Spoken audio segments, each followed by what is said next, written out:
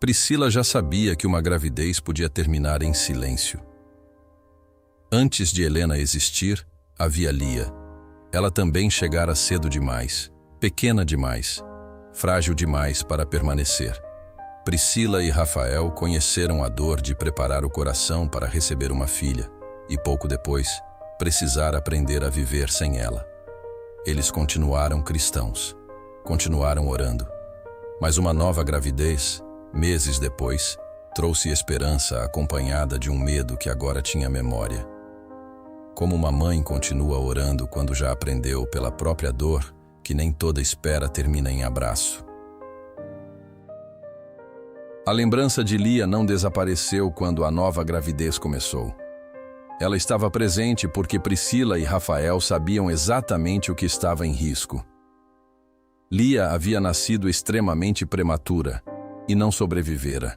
A família não precisava imaginar o pior, já o tinha vivido. Cada consulta da nova gestação carregava por isso uma memória e uma pergunta que os dois evitavam pronunciar. E se acontecer novamente? O luto cristão não é ausência de fé. A Bíblia conhece lágrimas, perguntas e noites de angústia. O próprio Jesus chorou diante do túmulo de Lázaro. Priscila e Rafael não precisavam fingir serenidade absoluta. O medo não apagava a fé e a dor não cancelava a oração. Lia permaneceria como parte indispensável daquela família, não como sombra sobre Helena, mas como memória de um amor que não terminara. A gravidez de Helena avançou durante algum tempo sem grandes acontecimentos aparentes. Para Priscila, cada semana tinha valor próprio, mas a experiência anterior continuava presente. Foi nesse período que sua vida de oração se intensificou. Na comunidade do Caminho de Cristo, recebeu apoio e intercessão. Priscila também relatou uma experiência espiritual profunda, que interpretou como presença e consolo do Espírito Santo, e compreendeu uma palavra recebida em oração como relacionada à gravidez. Essa experiência pertence ao campo do testemunho de fé. Não era um laudo nem uma garantia sobre o futuro. Para Priscila, porém, trouxe coragem para continuar atravessando os dias. A oração ocupava um lugar importante naquela espera, mas não eliminava a incerteza. Priscila, Rafael e a comunidade continuavam pedindo pela vida de Helena sem afirmar que conheciam o final. Para eles, fé não era uma técnica para controlar Deus, mas confiança em meio ao que ainda não podiam prever. Então, por volta da metade da gestação, o medo ganhou uma forma concreta. Exames indicaram que o risco de um parto muito precoce havia se tornado sério. O que antes era lembrança passou a ser ameaça presente. Priscila e Rafael poderiam enfrentar novamente a mesma espécie de despedida. Os profissionais identificaram uma alteração importante que aumentava o risco de Helena nascer cedo demais. Foi realizada uma intervenção médica com o objetivo de prolongar a gestação. A lógica era simples e urgente. Naquele estágio, cada dia dentro do útero podia representar mais tempo de desenvolvimento para pulmões, cérebro, coração e outros sistemas ainda imaturos.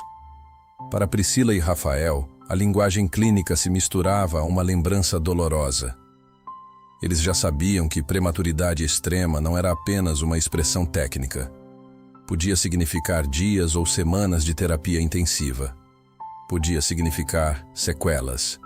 Podia significar despedida. A própria condição já era grave.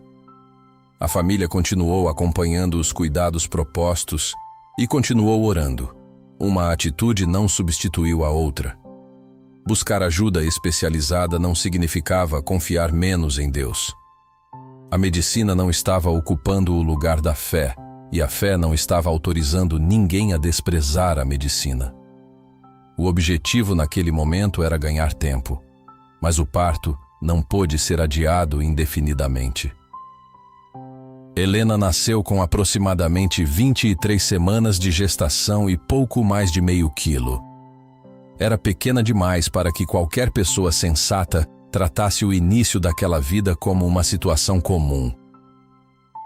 Helena foi imediatamente encaminhada para uma unidade neonatal de alta complexidade. Seu organismo ainda estava em uma etapa extremamente precoce de desenvolvimento. Os pulmões não estavam preparados para sustentar a respiração de maneira adequada, e ela precisou de ventilação mecânica. Outros órgãos também exigiam monitorização constante.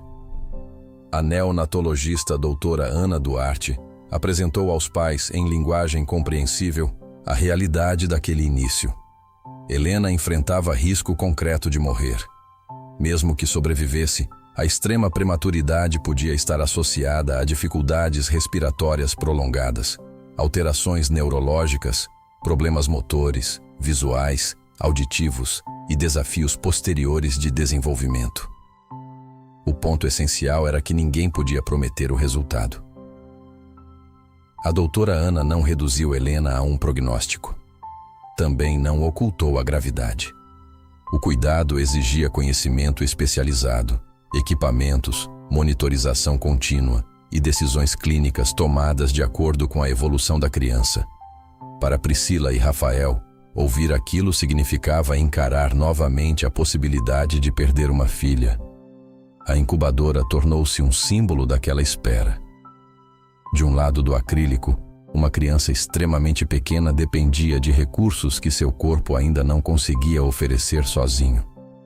Do outro, estavam pais capazes de amar, pedir, esperar e acompanhar, mas incapazes de controlar o desfecho. A mão de Priscila sobre o acrílico não podia respirar por Helena. Os equipamentos faziam parte desse trabalho, a equipe fazia parte desse trabalho, e a oração ocupava outro lugar. O lugar de quem reconhece que nem toda a realidade humana cabe em nossas mãos. A prematuridade extrema já colocava Helena em uma situação delicada, mas, durante os primeiros dias, novas complicações surgiram. Ela desenvolveu uma infecção bacteriana grave. A infecção atingiu também o sistema nervoso e foi diagnosticada meningite. Em uma criança tão prematura, aquele quadro aumentava ainda mais o risco para a vida e para o desenvolvimento neurológico. Vieram também hemorragias cerebrais e alterações císticas identificadas em avaliações posteriores. Havia ainda uma complicação cardiovascular associada à prematuridade. Ao mesmo tempo, os pulmões imaturos continuavam exigindo suporte. Não era uma única ameaça. Era uma sucessão de problemas clínicos acontecendo num organismo de pouco mais de meio quilo. A sucessão de complicações dizia o bastante sobre a gravidade. A equipe mantinha o tratamento intensivo, o suporte respiratório e o acompanhamento por exames, ajustando os cuidados conforme a evolução de Helena. A família, por sua vez, continuava orando. Membros da comunidade do Caminho de Cristo e familiares se uniam em intercessão. Nesse ambiente, a fé não funcionava como alternativa ao tratamento. Ninguém precisava desligar um equipamento para abrir espaço para Deus. Ninguém precisava desprezar um medicamento para tornar a oração mais espiritual. Ciência, cuidado médico e fé não precisavam disputar qual delas poderia permanecer no quarto.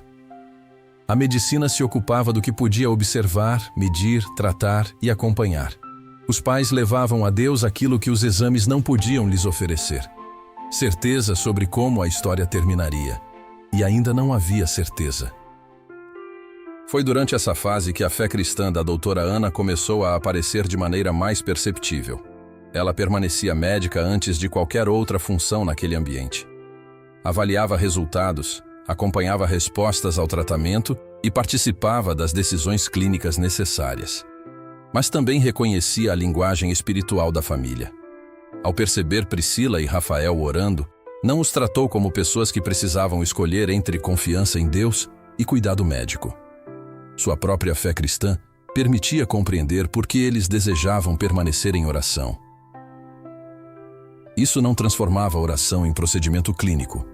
Não alterava doses, não substituía exames, não garantia sobrevivência. Apenas mostrava que uma profissional podia exercer medicina com rigor e, ao mesmo tempo, professar fé em Deus sem considerar essas duas dimensões necessariamente inimigas. Para Rafael e Priscila, os dias continuavam longos. Algumas informações eram animadoras, outras exigiam cautela. O fato de Helena permanecer viva não significava que o perigo tivesse desaparecido. Cada avanço precisava ser recebido no tamanho que realmente possuía. Quando avaliações mostraram melhora do quadro infeccioso, houve motivo para alívio. Quando os sinais relacionados à meningite deixaram de aparecer como antes, a família recebeu aquilo com profunda gratidão. Eles interpretavam essas mudanças dentro de sua fé. Entendiam que Deus estava ouvindo suas orações. Para eles, aquela melhora era a resposta às orações. Essa era uma interpretação de fé, não um laudo clínico.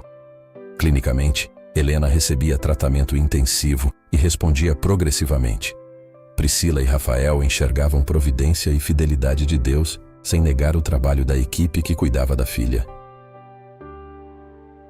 Enquanto a doutora Ana acompanhava exames, respostas ao tratamento e decisões da equipe, sua fé permanecia uma convicção pessoal, não um atalho clínico. Ela não precisava chamar cada melhora de inexplicável nem usar sua profissão para provar um milagre. Seu trabalho continuava sendo observar, avaliar e cuidar com rigor. Ao mesmo tempo, como cristã, ela não via a oração da família como algo necessariamente incompatível com esse trabalho. Na prática, a própria rotina daquela UTI mostrava o ponto. Conhecimento médico, tecnologia, cuidado humano e oração coexistiam sem que um precisasse ocupar o lugar do outro. A fé da médica não provava o cristianismo, assim como sua ciência não exigia que ela abandonasse a fé. Apenas mostrava que a oposição entre as duas realidades não precisava ser automática. E Helena continuava avançando. Com o passar do tempo, as notícias começaram a mudar de direção. As hemorragias cerebrais deixaram de progredir e as alterações identificadas passaram a apresentar evolução favorável. A complicação cardiovascular também melhorou. O quadro infeccioso respondeu ao tratamento. A respiração de Helena avançou o suficiente para que ela deixasse a ventilação invasiva e passasse a uma forma menos invasiva de suporte. Para uma criança que havia começado a vida com aproximadamente 23 semanas e pouco mais de meio quilo, cada redução de suporte significava uma etapa importante. Quando o quadro já havia demonstrado uma trajetória consistente de melhora, a doutora Ana pôde olhar retrospectivamente para o caminho percorrido. Clinicamente, considerava aquela evolução especialmente favorável diante da extrema prematuridade e das graves complicações enfrentadas.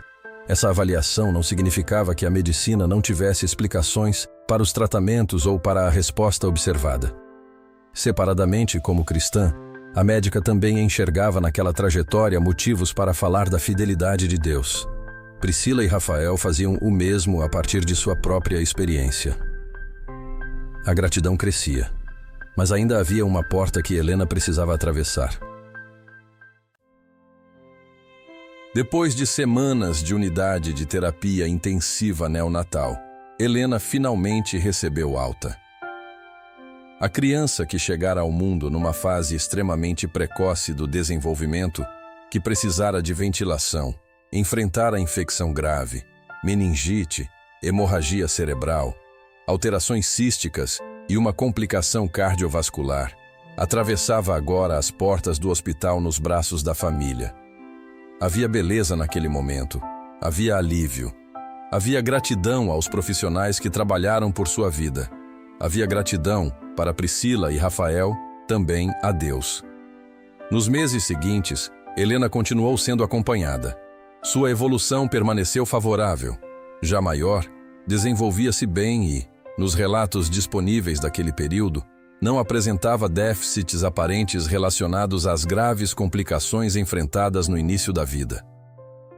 A menina que um dia coubera quase inteira entre equipamentos e fios, agora crescia nos braços dos pais, longe da incubadora que marcara seus primeiros dias.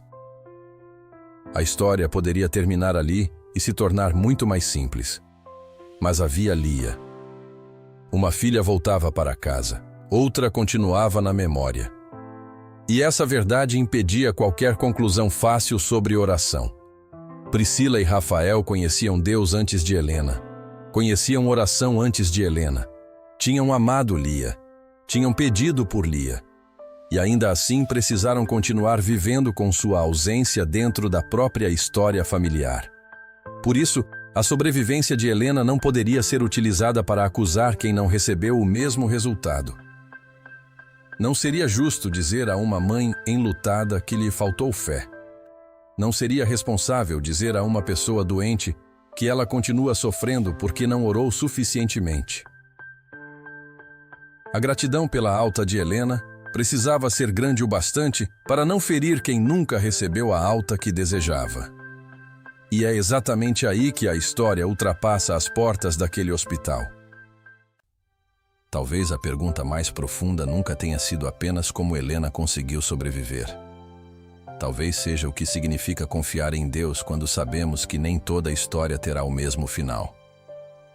A Bíblia coloca lado a lado pessoas que experimentaram livramentos extraordinários e pessoas fiéis que continuaram sofrendo. Hebreus 11 não transforma o primeiro grupo em cristãos melhores que o segundo. Fé não é controle, não é antecipar o final, não é esconder lágrimas para parecer espiritual. Fé pode significar pedir enquanto se treme, procurar tratamento, aceitar ajuda, permanecer ao lado, orar sem prometer o que Deus não prometeu. E a comunidade cristã precisa aprender as duas coisas: celebrar com quem atravessa as portas do hospital e permanecer com quem recebe a notícia que temia. Se você não compartilha da fé de Priscila, Rafael ou da doutora Ana, não precisa chamar a recuperação de Helena de milagre para considerar seriamente o que essa história pergunta. Você pode reconhecer o trabalho da medicina, os tratamentos, os profissionais e a extraordinária capacidade de sobrevivência de uma criança tão pequena. O convite cristão não precisa começar exigindo outra conclusão. Pode começar com Jesus. Conheça suas palavras. Observe como tratou pessoas frágeis, enfermas, culpadas e cheias de perguntas. Examine sua cruz. E examine também a afirmação que deu origem à fé cristã, que aquele que morreu, ressuscitou. Porque se a esperança cristã fosse apenas viver alguns anos a mais, ela seria pequena demais diante de Lia e diante de todas as famílias que ainda se despedem. O Evangelho anuncia algo maior. Cristo entrou na morte e, segundo a fé cristã, a morte não conseguiu retê-lo. Por isso, a esperança não depende de que cada oração termine como desejamos. Entre Helena nos braços e Lia na memória, a esperança cristã permanece não porque toda a história termine em alta, mas porque Cristo ressuscitou